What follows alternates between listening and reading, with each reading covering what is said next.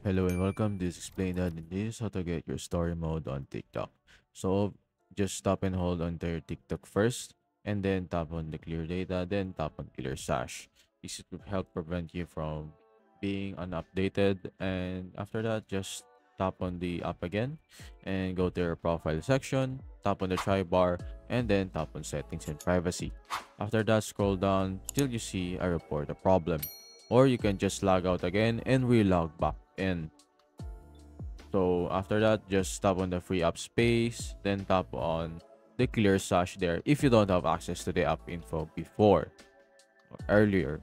And after that, you can just submit a report a problem, submit a report, and be sure to be detailed throughout the whole text. And be sure to attach one. And after that, if you still don't have the story mode, just reinstall back again, uninstall and install back again the TikTok, and that should pretty much fix the problem or even update one. That's about it. Wait for it to load out and it should be good to go.